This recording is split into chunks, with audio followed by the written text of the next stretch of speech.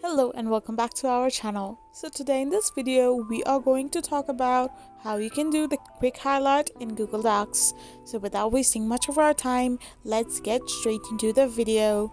So first and foremost, all you need to do is simply open a Google browser or any other web browser of your preference and type in the URL www.docs.google.com. Once you do so, you will end up in this kind of page. So select a project of your preference or create a new one.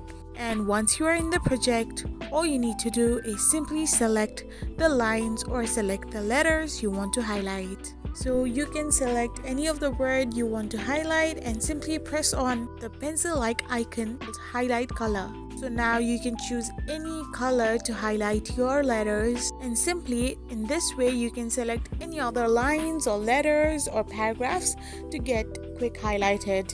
So this way you can highlight on Google Docs. I hope you found this video helpful, so don't forget to hit that subscribe button and do give us a thumbs up. Thank you for watching.